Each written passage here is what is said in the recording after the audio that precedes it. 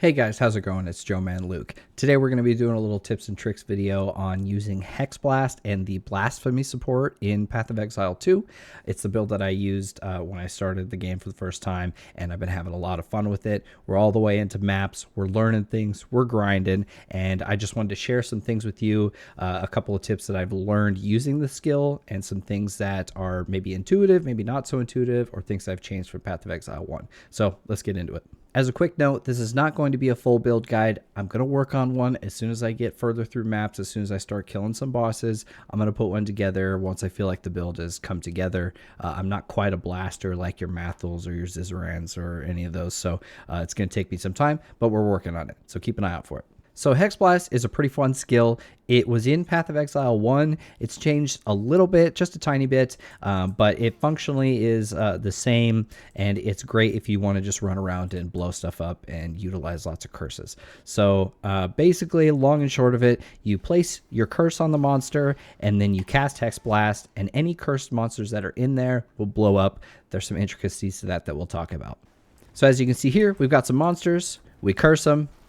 We cast Hexblast, boom, they explode. It detonates the curse that's on them, so it does actually remove the curse once you use it, but there's some cool ways that we can get around that. So from my testing, it does look like Hexblast benefits from the effect of the curse that you detonate on them. It doesn't remove the curse first and then have Hexblast go off. So if you have a curse like Despair that reduces their chaos resistance, then the damage from Hexblast that does chaos damage will benefit from that lowered resistance. So Hexblast actually benefits from a shotgunning mechanic. If you're not familiar with what that means, it means that if you have multiple monsters around each other when you cast Hexblast, they will all explode and deal damage to one another. So you actually get more damage by having monsters clumped together. As you can see, if we open up our Hexblast here, we can see that there's a target seeking radius and there's an explosion radius. This purple circle is the target seeking radius, and that is the radius in which the monsters that are hexed will be basically exploded by Hexblast. The explosion radius is actually what happens when you detonate the curse, and that can damage monsters around the monster that was the target, essentially. So you can hit more than one monster at a time, and they can actually all hit each other with their own explosions. Okay, so as you can see, we've got some monsters here. If I curse them all, you see they're all cursed, and I cast Hexblast, you see how multiple of them explode at once. It has this sort of weird delayed expansion, but it will hit them all in that initial radius, and then the explosion that emanates from each monster can then shotgun the monsters around it. So if you clump lots of monsters around a boss, it's really cool for basically just doing extra damage and one-shotting bosses. Now, there is a cap. If you look at the gem itself, there's a maximum of 9 explosions per cast. I have another Hexblast gem here that's level 11 instead of my level 21, and that still says 9, so it seems like it doesn't scale at all as far as I can tell.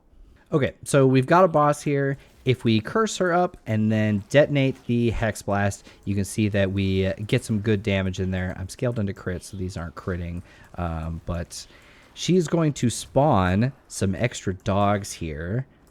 And if we crowd those around her, hex them all, and then blow them up, you can see that she actually gets hit multiple times. You can see it again here. Boom, that was a big one. We got a big crit. They all exploded and dealt tons of damage to her. So that makes it super easy for boss fights that have minions or multiple bosses at the same time to deal a lot of damage. It's quite a bit less effective on single target, though I've found that it still does pretty good damage.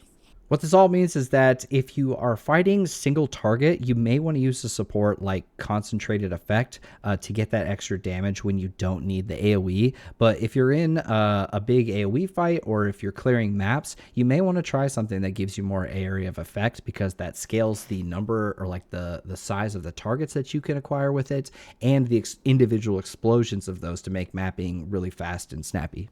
Now let's talk about Blasphemy. Blasphemy is very similar to how it worked in POE1, but for those of you who are new, it basically reserves some of your spirit that you have down here with a socketed curse. It's a persistent aura or buff that allows that curse to be permanently cast as like an aura around you.